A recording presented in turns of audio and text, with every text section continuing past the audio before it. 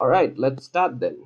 আচ্ছা, শুরুতে একটা কথা বলে নিই, সেটা হচ্ছে যে এতগুলো টপিক থাকতে why am I talking about how to judge a BP debate?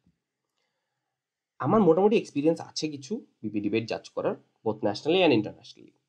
কিন্তু আমি সে কারণে আসলে এই সেশনটা নিচ্ছি না। আমি একবার একটা ন্যাশনাল টুর্নামেন্টে সাদার শাফকে জাজ করতেছিলাম। তখন ডিবেটের শেষে সাদার শাফ এসে আমাকে বললো যে this is the most comprehensive জাজিং his scene in the circuit. কেউ যদি সাদার শাফকে চিনে থাকেন তাহলে আপনারা জানেন যে সাদার শাফের ভ্যালিডেশন পাওয়া আসলে কতটুকু ডিফিকাল্ট, মানে কতটুকু ডিফিকাল্ট আমি বলে বুঝাতে পারবো না। ইনফ্যাক্ট কন্ট্রোভার্সিয়াল কথা বলতে গেলে এটা বলতে হয় যে সাদার শাফের ভ্যালিডেশন পাওয়া ওয়ার্ল্ডসে ওপেন ব্রেক করার থেকেও ডিফিকাল্ট। সো ঠিক এই কারণে সাদার শাফের ভ্যালিডেশন পাওয়ার পর now I am taking a session on how to জাজ এ বিপি ডিবেট। নাও স্ক্রিনে আপনারা কিছু ভদ্রলোক এবং ভদ্র মহিলাগণের ছবি দেখতে পাচ্ছেন। এদেরকে যদি আপনারা না চিনে থাকেন তাহলে আপনাদের প্রবাবলি ইউএস পলিটিক্স নিয়ে একটা সেশন দরকার, এবং ওই সেশনটা আমাদের এই বিডিসি পেজে রাতিব ভাই নিয়েছেন ইউএস পলিটিক্স নিয়ে। Very good starting point to understand US politics. So আপনারা সুন্দর করে এই ভিডিওটাতে চলে যান, এবং আমি বলছি না এই ভিডিওটাকে শেষ করেন তারপর যান, তারপর গিয়ে ওই ভিডিওটাতে গিয়ে দেখে ওটাতে একটা লাইক দিয়ে আসেন। এখন শুধু ওই ভিডিওতে লাইক দিলে আবার হবে না, আপনাদের আবার ক্রিমিনাল জাস্টিস সিস্টেমও বোঝা প্রয়োজন, কারণ অনেকগুলো মোশনস আসে ক্রিমিনাল জাস্টিস সিস্টেম থেকে। তো ওটার জন্য আপনার মুবারক ভাইয়ের ভিডিওতে গিয়েও লাইক দেন। আমি এটা বললাম কারণ হচ্ছে মুবারক ভাই আর রাতিব ভাইয়ের মধ্যে কোনো একটা লাইকের কম্পিটিশন চলছে। আমি জানি না মুবারক ভাই এটা কেন বলছে, বাট আমি যদি খালি এখানে রাতিব ভাইয়ের ভিডিওটা রেকমেন্ড করে মুবারক ভাইটা না করতে, মুবারক ভাই আবার যেতে পারে। সো মুবারক ভাই রেগে যাকে আমরা কেউ চাই না। সো আসলে একটু ব্যাপারটা বিষয় আছে আর কি। সো আপনারা একটু দেখে নিন ব্যাপারটা, দুইটা ভিডিওতে লাইক দিয়ে আর কি। আচ্ছা যাই হোক, নাও on to the more serious staff. So this session is not about this session is not for absolute newbies, right? This session will be presented in a way where I assume that you guys have some understanding of BP debate, which is say that you understand what an opening argument is, opening opposition is, closing argument is, closing opposition is. If you're an absolute newbie, then I'd recommend go to YouTube, search for an introduction to BP debate, watch that, and then come to this session on how to judge a BP debate. I think that will help you a lot more than just starting with this video. I think that this is not a good starting point for someone. However, if you have debated in BP for a while and you want to start judging, that's fine. You have understanding of BP, you just need to know how to judge. That's perfectly fine. That being one of the things I want to say at the beginning. The second thing I want to say is that this session can also help debaters a lot. And the reason this can help debaters a lot is that even if you assume that as a debater you'll never judge, that's not true. You as a debater will definitely judge a debate at some point in your career. Like, I have not seen a debater not judge. Like, honestly, every debater that I've seen and known has judged a debate as, like, at some point in time, right? So don't go to a school's BP tournament and disappoint kids. Know how to judge a debate. Please learn how to judge a debate. There are lots of schools BP tournaments these days. You wouldn't want to be that person who disappoints kids after an oral adjudication, where, like, someone who's gotten a first isn't even convinced that they are first. So we don't want that to happen to anyone. On a more serious note, I think for debaters as well in general, just having a better understanding of the debate dynamics of BP is important, which is to say that if you don't understand the dynamics of BP debating, then that can be problematic, right? That can seriously be problematic, which is to say that if you're lower house, and specifically if you're whip, then having a better understanding of how the debate is being judged will give you a direction as to what sort of material you need to present to win the debate. And that has helped me a lot throughout my career, personally speaking. Like, my judging instincts have helped me a lot in developing my debating instincts. And I think debating instincts and judging instincts go hand in hand. So if you develop one, it definitely helps the other. And so even if you are a debater who, like, okay, I don't want to judge much and I don't want to judge in important rooms, whatever, you can still learn a lot from this session, hopefully. And I hope this session is beneficial for both debaters and judges alike.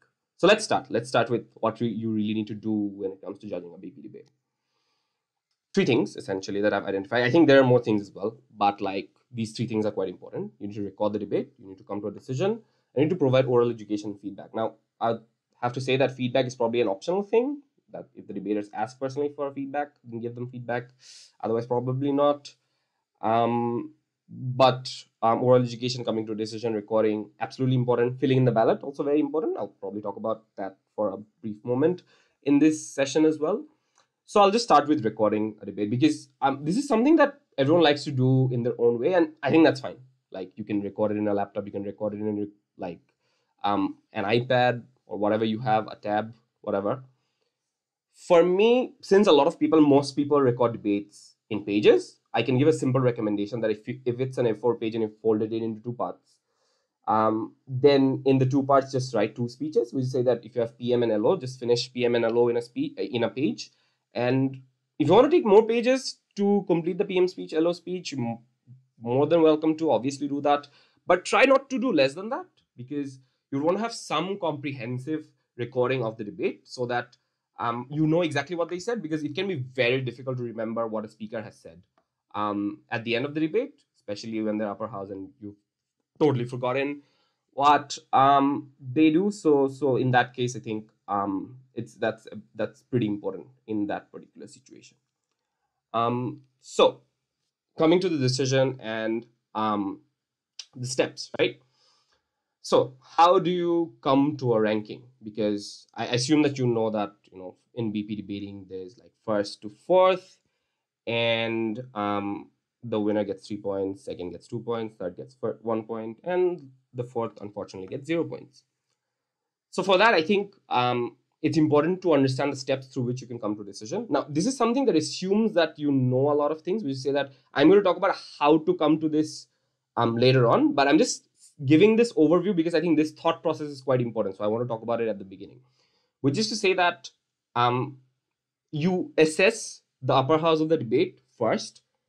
And this is very important. You assess the upper house of the debate independent of the lower house of the debate. So if you look at the screen, it shows battle 1, determine the winner of the upper house of the debate, which is to say that OG versus OO, you need to determine who wins, regardless of what happened in CG and CO. Now, the reason I say this, a lot of people think, oh, what has happened in CG versus CO can impact what has happened in OG versus OO. No, which is to say that if you are saying that OO beats OG because CG did something, or say CO did something, that I think is wrong. That is wrong because that's unfair. If OG was better than OO, but somehow CO tipped the scales, that's unfair, right? If OG was better than OO, then OG should beat OO. If any other team is tipping the scales on the other side, then that's just not fair. So for the fairness of the debate, OG versus OO has to be a direct battle that happens, and I would recommend having like at least some bit of a hunch as to who's winning the debate right after the DLO, Deputy Leader of Opposition, has ended speaking. So before the member of government starts speaking, you probably have an idea as to who's winning the debate. That makes it easier, very easy, going into the debate. So just assume that you know how to compare OG and OO, and you have like made a decision between them. Now comes the more complicated part.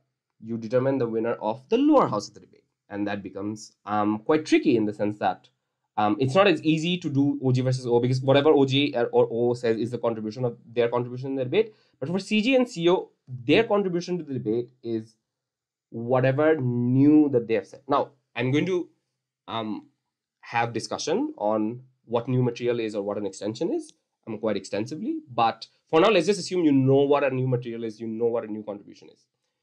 Now that if you've assessed new contribution of CG versus new contribution of CO, you just go for a comparison between the two. So whoever wins in the new contribution of CG versus new contribution of CO, so say CG, whatever they have added beyond OG, CO, whatever they have added beyond OO, in case of CO. So if you just compare CG versus CO, and then you determine the winner of that battle, then it becomes easier for you to come to a rank. So essentially, what am I speaking about? Say OG versus O, you think OG wins.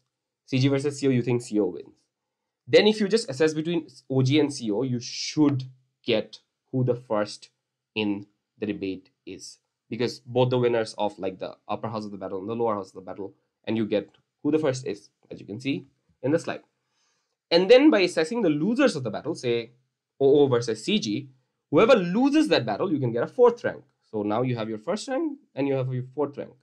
Now you have two teams that have to fight against each other, which say that the loser of battle 3 and the winner of battle 4. And amongst them, say, so now you've determined that between OG and CO, say OG was better, so OG is first. And you've determined that between CG and OO, O was worse, so O is fourth. Now you can determine between CG and CO who was,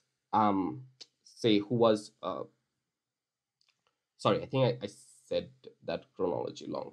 Whatever it is, the point being that, so between OG and O, if OG has 1, and then between CG and CO, CO has 1, then between OG and CO, if OG has 1, then you have the first rank. And then between the losers of the battle, which is the short diagonal, if you've determined that, say, O has lost, then O is fourth. And you already know who's won between CG and CO because you've already determined it. And between that, you can come to like the second position of the debate and consequently to the third position of the debate. And that becomes quite easy. So I think this process should be relatively easy to follow if you know how to compare and how to like compare between the teams and come to a decision. So how do you really compare between teams? Now, before going into the intricacies of comparison between the teams, I want to talk about a few things that I think are basic when it comes to judging. I think this applies to like 3v3 judging as well, or any other format for that matter that I'm probably not used to. Which is say that what are the components of an argument or response, or as I'd like to call it like a fancy name, which is analytical rigor of material. So you have two things, truth and impact. And I'm going to go through them as to how you determine like how much truth there is to an argument and how much impact there is to an argument. Now, in terms of like, you can look at this particular graph, and I've graphed it as truth as importance, and you can call impact importance as well. The reason I put in importance is because that was the original graph when it comes to like a lot of other people teaching debate, and I like to use this as well in a lot of the material that I teach. And I think this is quite fascinating, which is to say that in this particular graph, as you can see, there are two red dots where like an argument is absolutely true, but not very important. So for example, if you say in a debate, I own a car, that might be true, but probably not important in any context of the motion. On the other hand, you have another argument, which is say, this will save billions of lives. Very important, but probably not true. If you say that, say, goat milk is going to save billions of lives, again, very important, but probably not true. So that has no value. If you see the green circle, that's very important, very true. That's probably the perfect argument, but it's unlikely that a perfect argument exists because there probably is some flaw to an argument. Otherwise, we probably are looking at a biased motion, like if there's an absolute perfect argument. But let's assume hypothetically someone constructs that brilliant, credit them heavily, that's fine. But you can see that there's a huge space that I've marked. You're most likely going to encounter material in this zone. That's true. But the reason I'm showing this graph to you is that, as you can see in like this particular graph, if you can see that you can plot two arguments where one argument has, say, more strength in both truth and importance, then you can determine that that argument is just better than the other argument. That the argument has been analyzed better, and you can give it more credit than the other one. And you can use this graph just to visually understand. So for example, you'll find arguments that are very important, not that true, versus very true and not that important. And oftentimes you have to make that judgment call as a judge. There is no hard and fast rule to this because this varies from motion to motion. This varies from the debate to debate and what the debaters have agreed on. So again, there's no hard and fast rule to this, but having that mapping in your head really helps, I think, in assessing the material coming from teams. So I'd recommend that if you can like use the graph, then fine. If you can't, if you hate maths, basically, feel free to not use it, I guess. Feel free to use the material that I'm going to present now. So truth, right? If you tell a lie 1,000 times, it becomes the truth. Probably not true when it comes to debate. However, if you tell a lie, your opponent also tells a lie. Your opponent agrees to that lie. And then the other opponent also agrees to that lie. And the other opponent also agrees to that lie. And no one calls it out. Sadly, as a judge, you might actually have to accept that lie, even though you as a judge know that it's not true. Oftentimes, it's a lie. No one will call it out. In those instances, it gets tricky.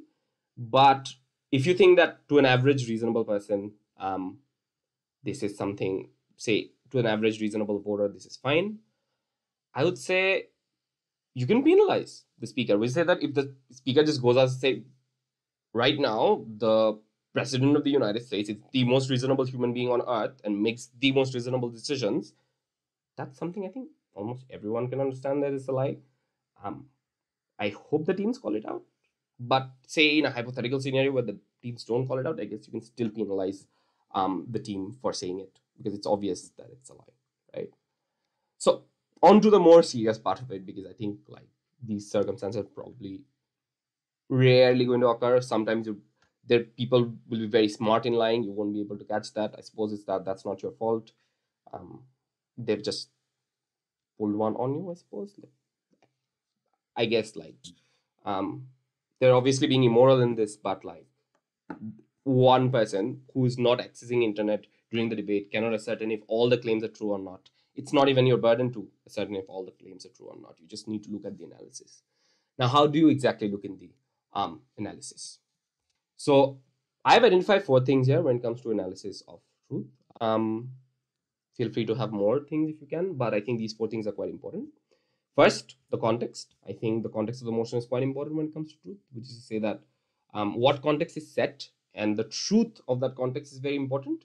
So if that context is set, say, geographically somewhere, if that context is, say, hypothetically about a person or a group of people that they're particularly talking about, it might be, say, a marginalized community as well. So that context sort of contributes to the truth of that argument. That context sort of contributes to how far that argument can go when it comes to the analysis of it.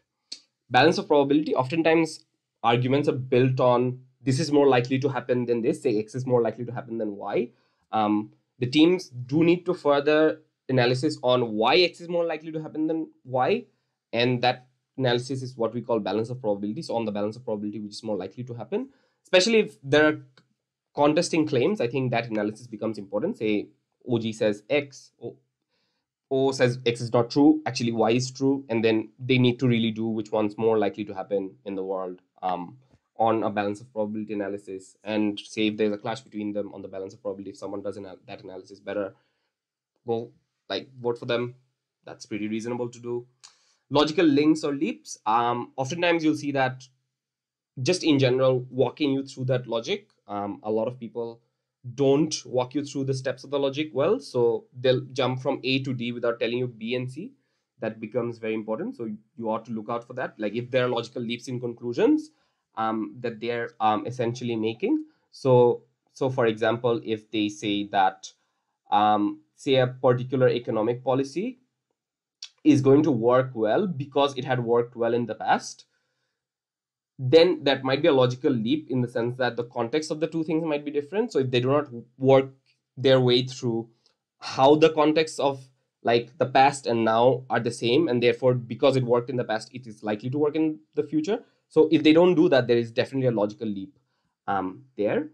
Lastly, contradiction and tension. I'm going to talk in detail about this because this is quite a contentious part of BP debate judging. So just briefly, contradiction or any tension in the case can sort of, discredit the speaker a bit. I think that's important. If you make claims that are mutually exclusive to each other and like opposing claims, then that can hurt your case. But I'm going to talk about more in detail of this because this is a very crucial element of BP debate judging. So let's move on to impacts, if that hopefully is clear to you guys. For impact, again, 4 things. The impact can be in terms of numbers. Say, for example, this particular policy is going to help this million people.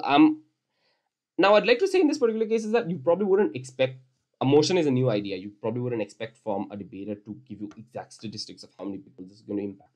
However, I think oftentimes you can make sort of like a common sense judgment, which is say that if this particular policy impacts everyone in a country, then the numbers impact of that policy is very high.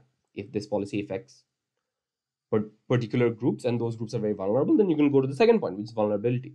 And oftentimes, there are arguments that will be better for more people. There are arguments that will be better for people who are more vulnerable. In those instances, I would say, look at the analysis. Really look at the analysis that they have presented. It then boils down to weighing. I have a separate discussion on weighing as well. But I think both of these elements of numbers and vulnerability are quite valid in terms of analyzing impacts. So look out for them. The last two are a bit different. I would say these are elements of this fancy thing called framing, but this is not a session on framing, but I like to discuss about them because I think they become important when it comes to judging. So mutual exclusivity. If a team says that this policy will lead to this, say this policy will lead to X, but then another team comes and shows that this policy will lead to X, sure, but you don't really need this policy to lead to X. You can go to X anyways, which means that this argument is not mutually exclusive to the motion. And that probably defeats the purpose of the argument, because on any motion, there is like a definite burden on teams to say things that are mutually exclusive.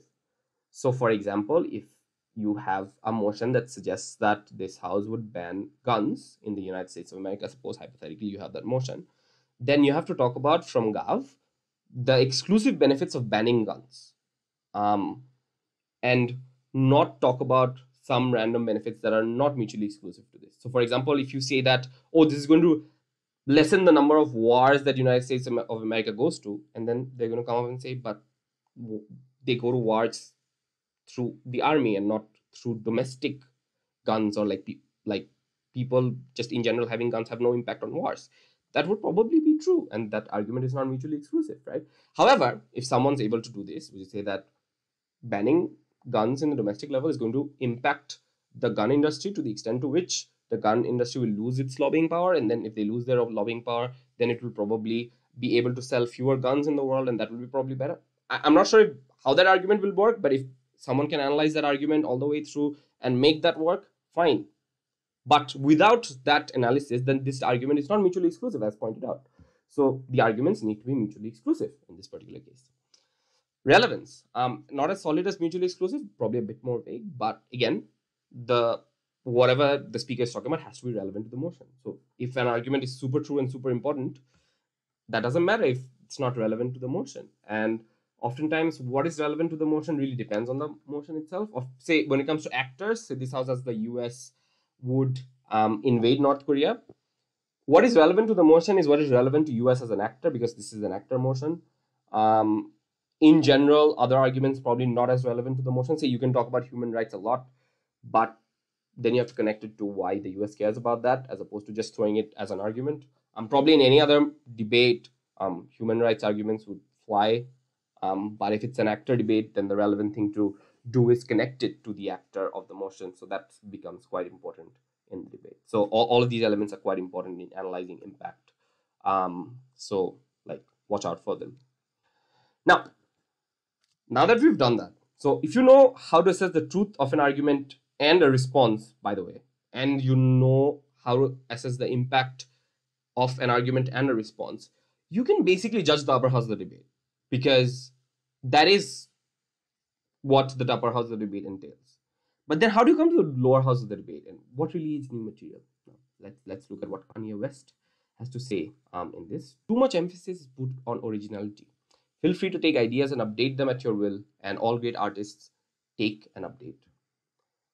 This actually might be a bit true for debate. Like, a lot of debaters take ideas, update them, upgrade them, add a lot of value to them, and make them very important.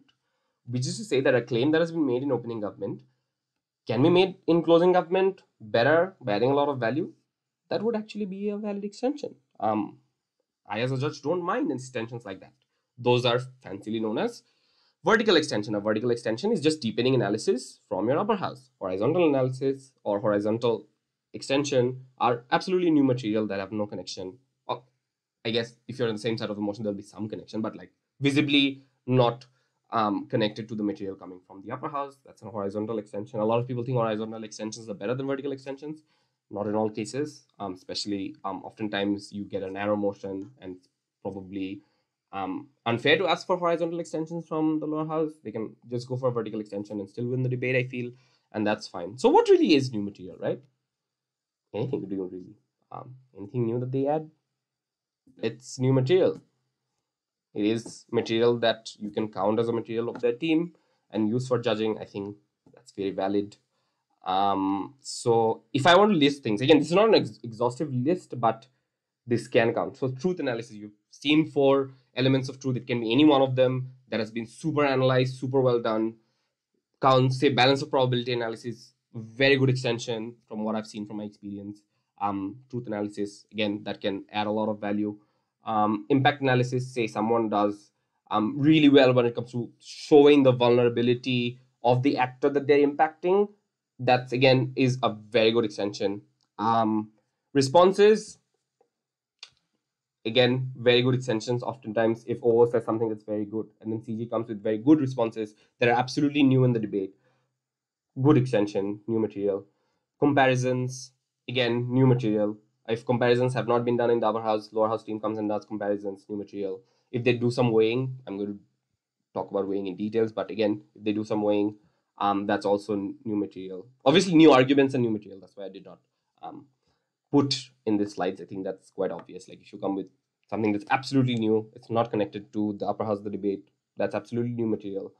And if you can look at the right side of the slide, anything that adds value, really. So that is new material. So don't discredit. And I think if you as a judge have a low threshold for what an extension is, I think that's fine. I personally have what people would call like a low threshold for an extension. However, you should have a high threshold for comparing the contributions. So for example, even if you count like just general truth analysis as an extension, do consider how it weighs up against the upper house material, because the problem that happens when it comes to saying the same things is that upper house has the advantage of saying it first. So oftentimes they say the more important things, they say the more important premise.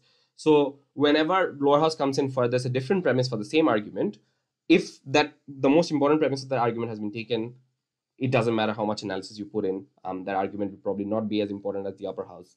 So in those instances of vertical extension may not be a good idea. But again, depending on the context of the debate, I generally encourage vertical extensions. I think those are fine. I think those are very good. If you don't believe in vertical extensions, please don't judge BP debates. Please don't. That like really saddens a lot of people, especially people like me who like vertical extensions. So please do the community a favor and don't judge a debate. It's as simple as that. I cannot be nicer than this. If you don't believe in vertical extensions, don't judge BP debates. That's it. I've said it. All right. So now if we know what a new material is, how to judge 2 pieces of material. Now, this is probably the most important slide in the debate. In this particular session. The reason I say this is 2 pieces of material can be, what do you call it, directly engaging and not directly engaging. Directly engaging when it comes to, say, if it's OG versus OO, OG versus CO, OO versus CG, OO versus OG, that's directly engaging material, right? So I'm not going to speak about weighing in this slide because I have a separate slide for weighing, but I'm going to talk about the back and forth and implicit engagement because I think those are necessary. So in case of back and forth, so the way that you do back and forth is quite simple. Say on a particular material that is directly engaging, which is say that a team claims X, another team claims Y, which is directly engaging. You do the back and forth that has happened in the debate. So what has PM said? What has LO said in response? What has DPM said in response to that? And what has DLO said in response to whatever that has happened? Like whatever has happened in the debate so far. You do the back and forth. If you need a different sheet for that, do that. Write it down. Do the zigzag. And by again looking through the truth and impact of the material, you should be able to ascertain which one's more believable. So is X more believable or is Y more believable? So you do the back and forth and you come to a conclusion that this is more believable and therefore this argument or this particular engagement goes to this team, this particular clash goes to this team, and that again contributes to whether or not that team will be getting a particular ranking. Now, obviously, say there are 3 issues in the upper house, 2 issues are won by a particular team, 1 issue is won by the other team. Numbers don't really conclude the ranking, which is to say that if a team wins 2 issues, another team wins 1 issue. If the team winning the 1 issue wins the more important issue than the other 2, then they can win the upper house of the debate or whatever house that you're judging. So you do the back and forth for every issue that you can find that are directly engaging, and that's very easy to do. And then you can come from the, like, you can ascertain the truth of the material, impact of the material, and then come to a conclusion. through that. In terms of not directly engaging, implicit engagement can still happen. So what sort of implicit engagement am I talking about? So say two arguments have the goal A, and OG versus CO, OG talks about goal A, CO talks about goal A as well. Say they're talking about uplifting a particular minority from economic distress, and that can be a goal. CO doesn't explicitly say that they're engaging to the argument coming from OG, but they're stating an argument that's going to the same direction. In that instance, there is implicit engagement between these two teams, and from that, you can compare the two material directly, and you can ascertain which argument is truer, which argument is more impactful, which argument has more rigor of analysis, and therefore, you can come to a conclusion as to which argument has won. So, if there is at least explicit engagement, is very easy to judge because the debater is essentially saying what they contest in, and you can ascertain from that. Implicit engagement, a bit more difficult to judge, but I would say use the implicit engagement sort of understanding of implicit engagement pretty well. The reason I say this is oftentimes OG does not get to respond to CO. So OG's material might be implicitly engaging to CO, and you need to be able to identify when it's implicitly engaging to CO, if they have the same direction, or say a particular premise or context is in direct odds with each other. So OG sets a context, CO sets a different context, and these two contexts cannot exist at the same time. These two contexts are set in such a way that if OG's context is true, then CO's context cannot be true. If CO's context is true, then OG's context cannot be true. In that instance, if OG has done a lot more analysis than CO has, then OG has implicitly engaged with CO, and therefore OG will probably win on that particular clash because of the amount of analysis that they've put in, which is better than CO and probably more than CO. So in that instance, it's very important to understand implicit engagement so that you're not biased against upper house of the bias against upper house of the debate, essentially. Now, the more important one, which is weighing. Weighing is essentially determining which one's more important, right? So as you can see in this very well written tweet, there's a Texas governor saying that there are more important things than living. If someone can prove that in a debate, that there are more important things than living, and they've analyzed it, I guess they've weighed really living versus whatever they're talking about. I'd say a bit shady, but sure, this is a good example of how. Okay, this is not a good example of how to do weighing. I just put it in for comic purposes. I hope this is funny somewhat, but yeah. Now, how to actually weigh material, right? On a more serious note. So, first is if both the teams, or if say all four teams, or if even 2 teams, 3 teams, whatever it is, agree that a particular thing is important, then you can weigh material between them on the basis of the agreement. And it doesn't have to be, say, agreement between all the teams. So if all 4 teams agree, then you can use it for all 4 teams comparison. But say OG agrees that a particular thing is true, OO agrees that a particular thing is true, and they agree that this thing is important, then you can just look at, if they think this is important, then which team has done that more. So for example, if they think that lifting people out of poverty is important, both OG and OO, you just look at who has done that better, and you can weigh the material between them. Who has done that better, and you can weigh the material between them. Secondly, implicit acceptance. This is very similar to implicit engaging as well, which is to say that they don't explicitly agree on these things, but they sort of point towards that direction, which is to say that they're not explicitly saying that we're uplifting people out of poverty, but in almost every argument, it comes up that this is going to affect people in poverty and it's going to help them, right? If that is true, then there's implicit acceptance between them. Now, agreement and implicit acceptance, very important when it comes to, say, upper house of the debate and lower house of the debate, because how do you weigh material between them, right? So if OG and CG sort of agree on certain things, which they will because they're on the same side of the motion, then you just see that, then you just first determine what's new from CG and what's new from CG versus what's new from OG, and then see what sort of things that they agree on, what sort of things that they implicitly agree on in terms of like importance of material, and then weigh the material against each other on the basis of those metrics that they have either explicitly agreed to or implicitly agreed to. So that metric is important. Thirdly, analyze metric. We say that they don't agree on anything. Like nobody in the house really agrees on anything. Say in an open-ended philosophy motion, OG is talking about saving lives, O somehow is talking about happiness, CG is talking about lowering depression. I suppose O and CG are talking about the same things but in different directions. But CO is somehow talking about what's better for children. It's chaos, right? But if someone says explicitly and lays out analysis as to why their metric of judging the debate is the most important metric, say CEO somehow gives brilliant analysis why for this debate the most important actor is children, and you should disregard all the material coming from all the other teams, and they do brilliantly at that, go for it, weigh that material in that particular way. I suppose when it comes to this, oftentimes principles help in determining how to weigh material. I wouldn't want to go to in depth as to what principles are, how they work. It's probably for a different session itself, but principles do go a long way in like analyzing metric. Last one is, if you don't have any of them, and like this debate really is very messy, no one's really like agreeing with anyone, no one's giving a metric analysis, they're just saying things, they're just arguing things, then just determine what's important to the average rational voter.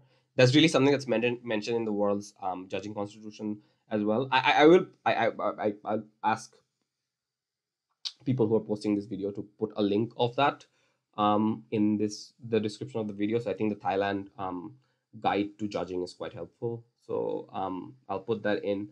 But just in general, what is important to the average rational voter? That's how you do it. So if there's agreement, cool. If there's not agreement, is there implicit acceptance? If not, is there an analyzed metric? If not, what's important to the average rational voter? And that's how you essentially weigh material. Now, it's very important to say in this particular case is that a lot of judges ask this question as to how much they should insert themselves into the debate. I would say as minimal as possible in a lot of cases, but oftentimes you will have to insert yourselves into the debate. And the reason I say this is, say CEO does a lot of explicit engagement with OG and CG. That's pretty good. You can like judge the debate on the basis of that. But oftentimes what happens is that CEO has to do a context buildup of its own. They have to give their like own analysis, and oftentimes they don't have a lot of time for a lot of direct engagement. So they engage, but say they engage to 20% of OG's material, which they think is the most important part. In those instances, I think it's very important to sort of understand the comparison between OG and CO and really make that judgment call. And in that, you probably cannot penalize, like you can definitely not penalize OG for not engaging with CO, because like they can't. You probably shouldn't penalize CO for not explicitly engaging with everything that OG said, because that's unfair on a speaker that's speaking for just 7 minutes and really analyzing their own case as well and then trying to engage. In those instances, you may have to just go in there, look for a metric to judge the debate on the basis of this, and really judge the debate between them. And that probably will involve you walking into the debate. I don't want to use the word walking in the debate, sort of like a dirty word in debate, but may involve you sort of inserting yourself in the debate and comparing between them. If there is, again, not say agreement, implicit acceptance, or analyzed metric, you may have to insert yourself for the better and for like determining which is fair, like determining, okay, this seems to be the more important thing here. Or oftentimes even just understand the analytical rigor. Say OG did say a lot of things, CO said a lot of things. CO just has better analysis and better analytical rigor on the basis of what I've talked about in terms of truth and impact. And just say that on the basis of that, you can give the debate to CO, even though they probably didn't explicitly engage to all of OG's material. A lot of people may call that inserting themselves in the debate. I don't think so. I just think that's good judging. Like, you should credit analytical rigor as much as possible. If someone gives better analysis, then someone gives better analysis. There's nothing you can do about it, right? So yeah, that would be my suggestion for inserting yourselves in the debate. Don't do it. Do it only when it's necessary. And I've showed you a way to figure out whether or not it's necessary. So you should be able to weigh material on that. How do you weigh principles? So when people ask me how to weigh principles, my reaction essentially is this: because you can't really weigh principles, and you don't have to, and that's the whole point. There are principles that really analyze in the debate, and on the context of that debate, if someone can show that this is why this principle is super duper important, this is how this principle happens, and this is why this principle is analogous to whatever is happening to the motion, on the basis of the context of the debate, if that principle is super well analyzed, they're probably going to take a first. Again, I'm not sure. Someone probably has a utilitarian argument that's better, but it's very hard to weigh principles. You can't really say that this principle is more important than the other principle. Sometimes you can say that this principle is more important than the other principles. For example, say right to life is more important than right to privacy, and that can be analyzed on the basis of, say, some intuition. But oftentimes principles aren't weighed, and that's fine.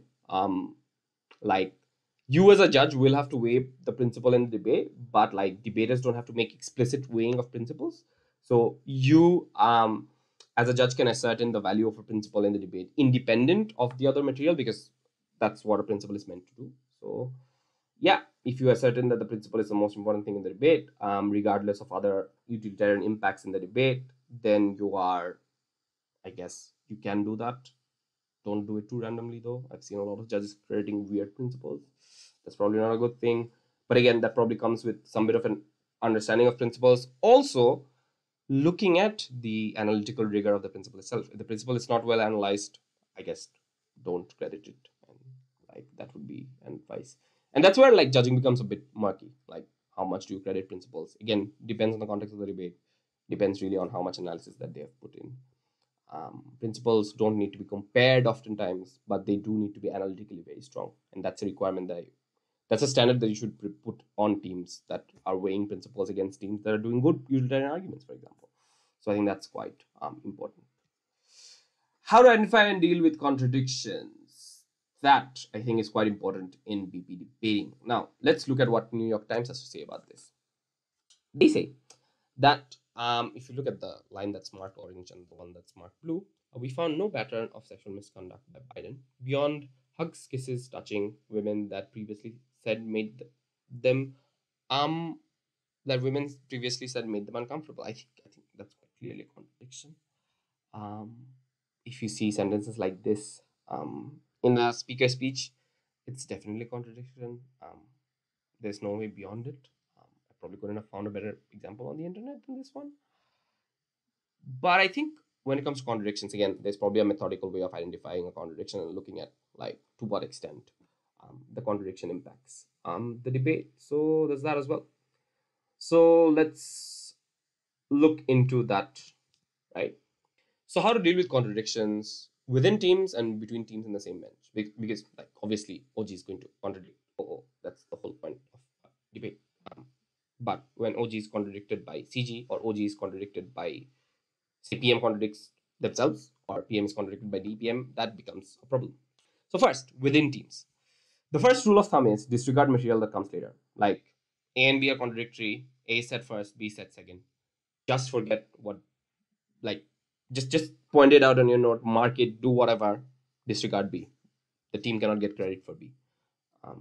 If A and B are contradictory, then like if these two claims cannot coexist at the same time, then the second claim does not get any credit.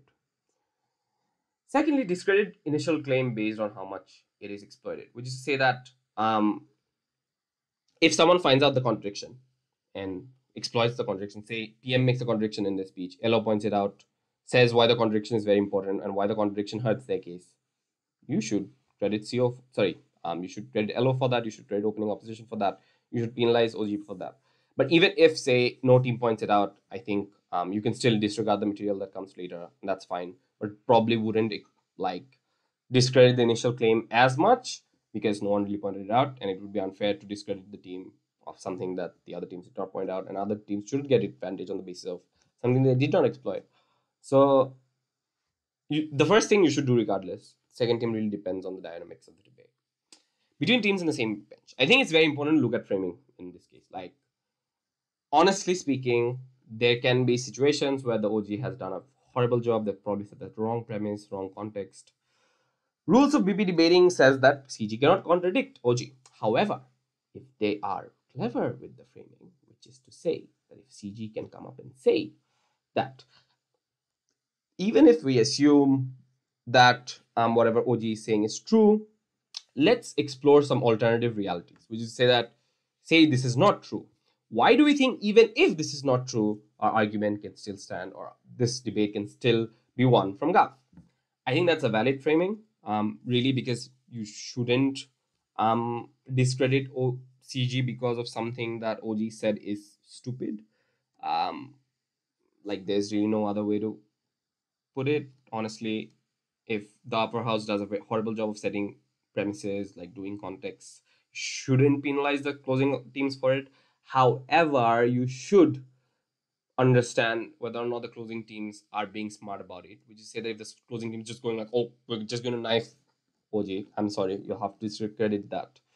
But if they're careful about it, if they frame it in a different way, if they say that we're talking about an alternative context because we believe that even if the context set by OJ is true, this might be true as well, and there's some merit to talking about this, that framing I think is fine. You can credit them for material set in that frame. I think that is quite fair to do. If they don't do that, then you can discredit the initial claim based um, um, on how much it is exploited, which is say that you can discredit the claim made by the lower house of the team on the basis of how much it is exploited. I think the wording on the slide may not be as accurate, so just discredit the claim that is made by the lower house of the team on the basis of whether or not, say, if CG makes a contradiction, if CO calls it out, if CO makes a contradiction, CG calls it out, even if they don't call it out and still a contradiction, they did absolutely no work in trying to put a good frame to it, then you can still discredit them for what they have said, and I think that's fine. Again, contradictions don't mean an auto fourth.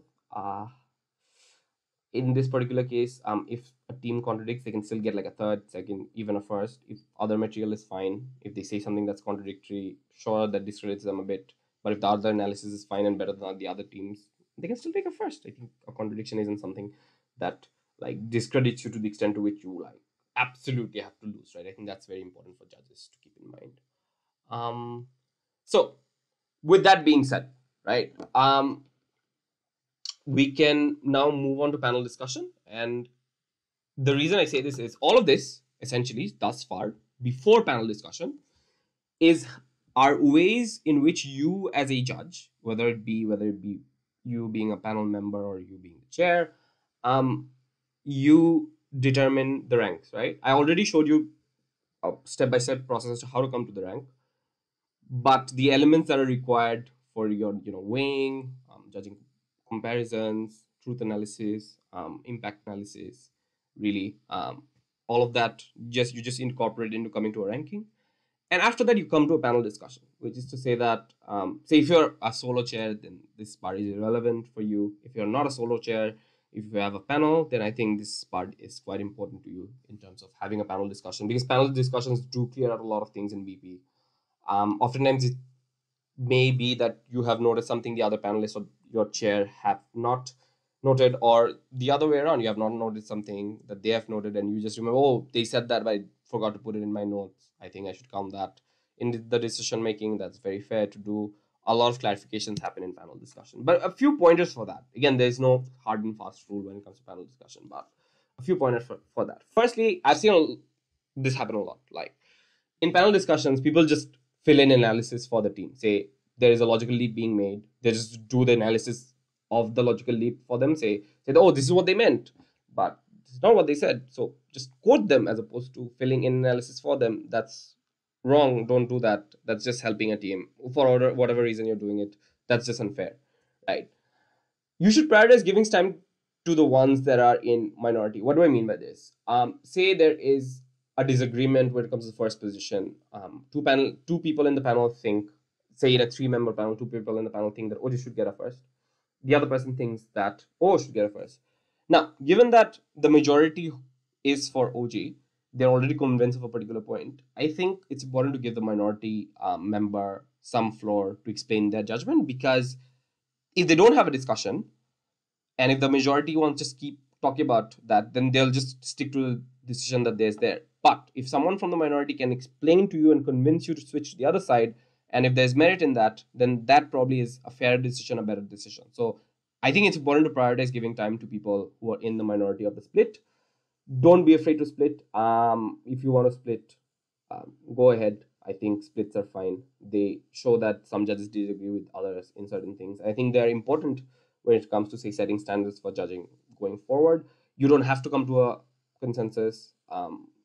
You can really split. If say the person who thinks O is first is not able to convince the other two, but they can still split, that's fine. If you are a chair, then you split.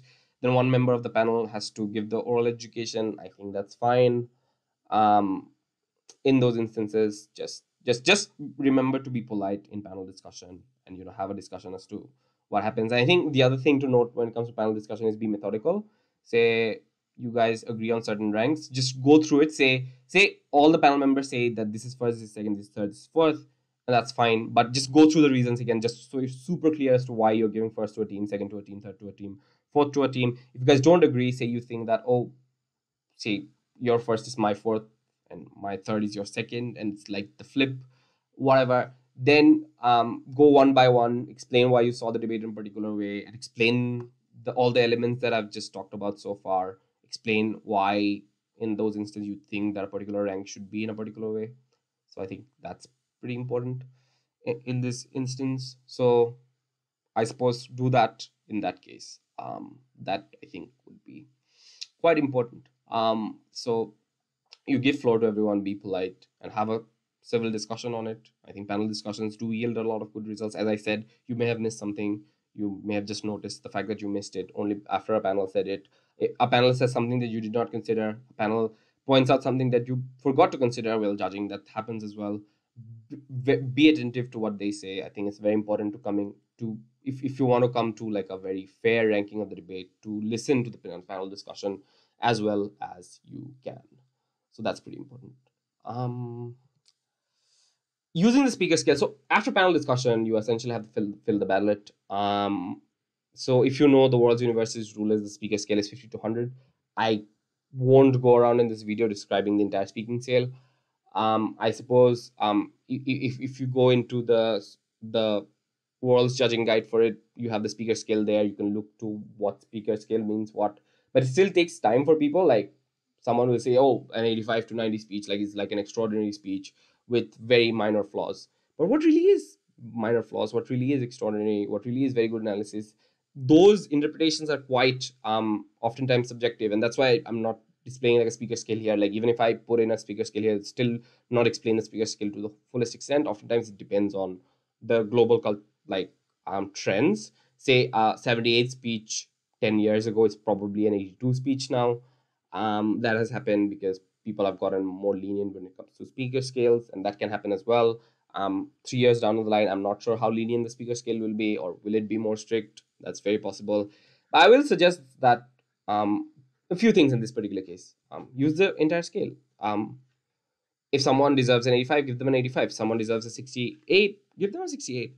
And that's fine. You'll be like, oh, but I rarely give out scores below 73. But if you think they really deserve a 68, go for it. If you think, oh, I don't give up scores, give out scores that are above 80, that's wrong.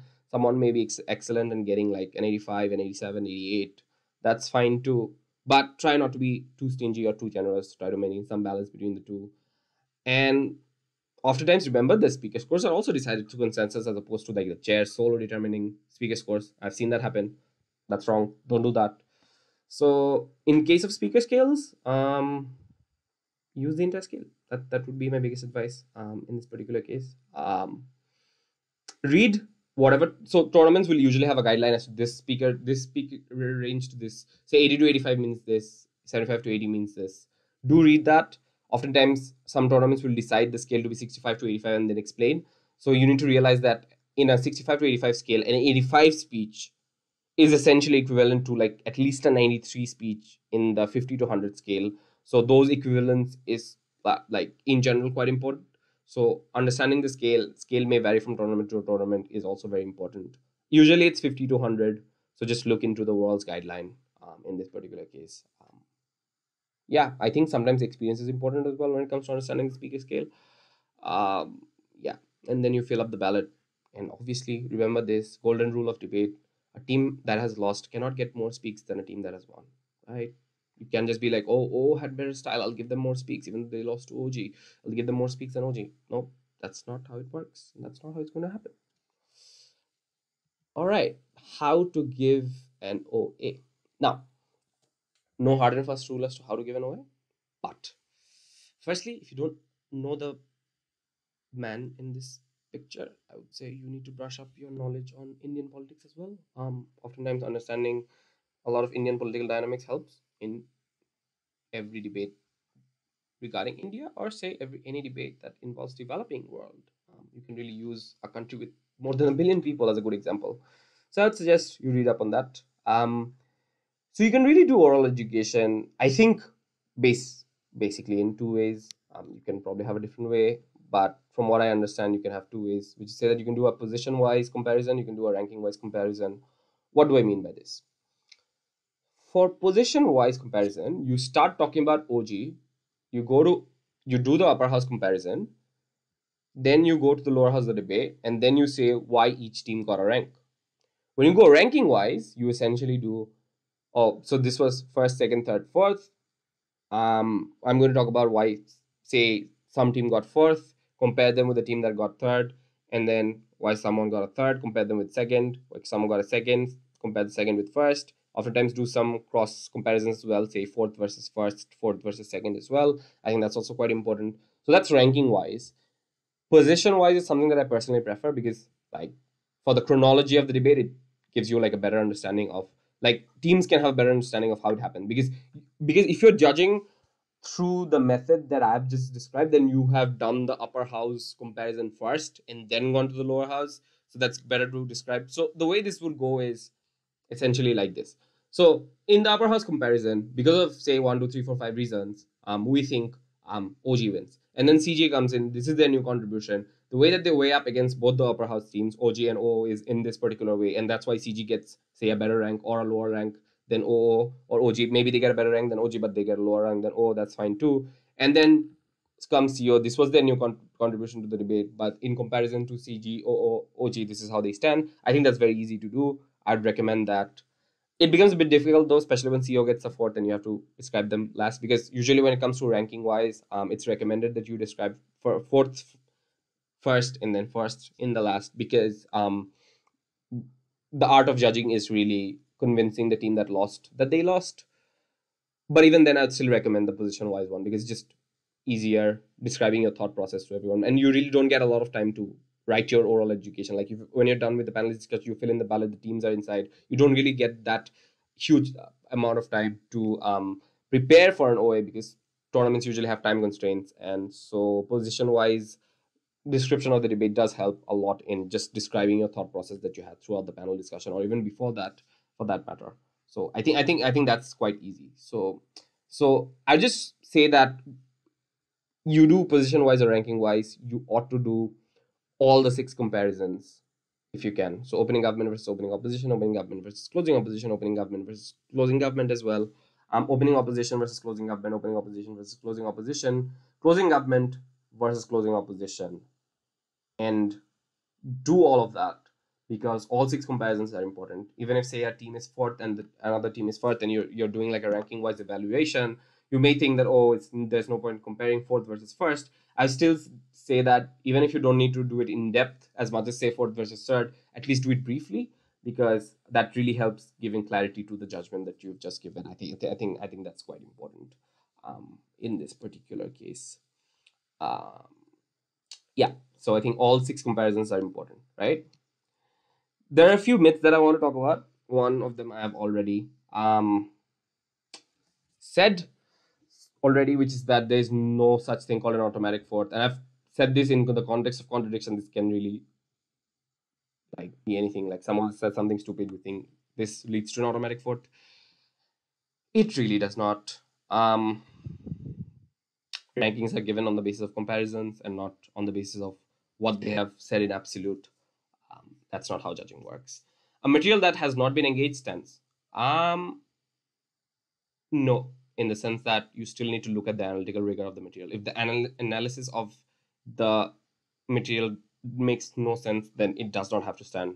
A lot of teams will prioritize attacking things that are strong as opposed to attacking things that are weak, and I think that's a very valid strategy. So weak analysis, even though they are not engaged, still does not stand because it's weak analysis, right? A material that has been engaged is more valuable.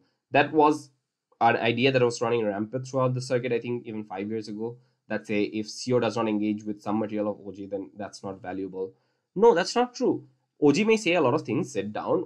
DLO doesn't say anything about it. Even LO doesn't say anything about it.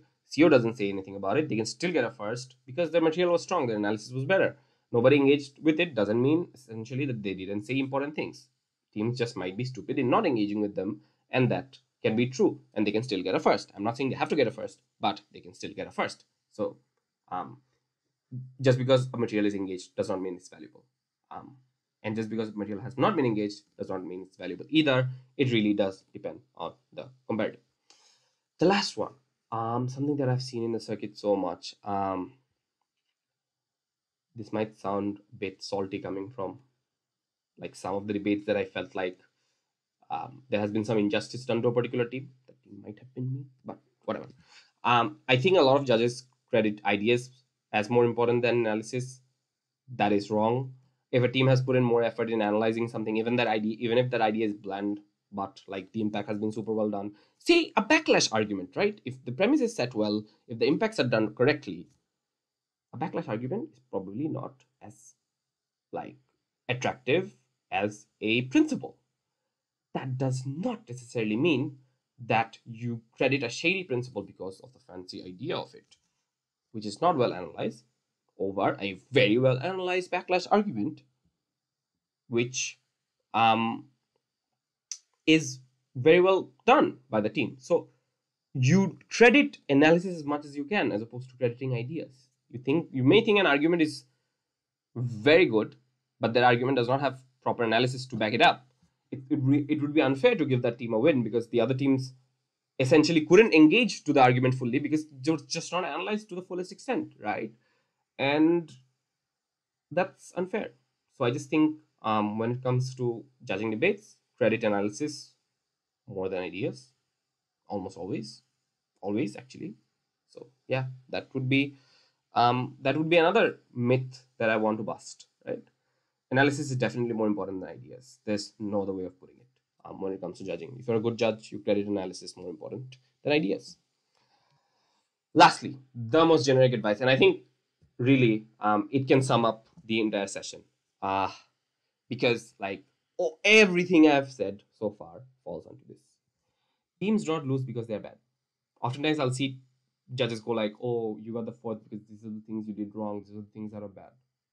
Not a reason why someone got a fourth, not a reason why someone got a third. Teams do not lose because they're bad, they lose because they're worse. If someone got a fourth, then they got a fourth because they're worse than third, second, and first, not because they're bad. Someone got a third, not because they're bad, because they're better than one team actually, which is fourth, but they're worse than second and first. And remember this always when you're judging, when you're giving an oral education. Just remember this: a team cannot, and I cannot stress on this enough, cannot lose if they're bad. They can only lose if they're worse. Quoted by some wise judge. Might be me, might not be me, but this is probably the most important thing when it comes to judging that anyone can tell you. Always think in comparisons. Always think of weigh material. I cannot stress on how much important weighing is, how much important it is to think of it from a comparative perspective. Just think of which team beats which team and how they are better or how one team is worse than the other. Don't give them a rank because they're bad. Don't give them a rank because they're good. Give them ranks because they're worse or better. And there are subtle differences between the word good and better, and there are subtle differences between the word bad and worse. If you don't know, open a dictionary, work your way through it. That will be helpful. That will be something that is more valuable for judging than anything that anyone can say. So again, this is the most important thing really. Teams do not lose because they're bad, they lose because they're worse. Very important. I like, if I could, then I would just make a video on judging that just plays this in loop. Like, teams do not lose because they're bad, they lose because they're worse. And like that would clear a lot of confusion in a lot of judges. Because I've seen this happen a lot. I've seen a lot of judges giving fourths because they think a team is bad. That's just plain wrong, right? All right, then that brings an end to my session. I hope you enjoyed it. If you have any questions, just shoot it in the YouTube video. I'll keep checking the YouTube video. I'll try to answer them as much as I can. If you have any questions, if you know me personally, you can shoot me a message on Facebook or Messenger. I'll be more than happy to do that. But if you are not added to my Facebook account or like want to reach out, you can still comment in the video, and I'll be more than happy to comment on that using my Google account.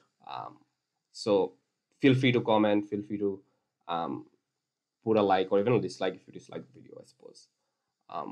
And like, if you have any feedback, that's also great. You can put it in the comment section. I'd be more than happy to read what I think about judging. Might be wrong, and I might be wrong about certain things. You can put it out, and I'm more than happy to listen to that constructive sort of feedback. So yeah, bye guys, and hopefully we have a good debate season after all of this is over and we can get out of lockdown. But before that, stay safe, stay well.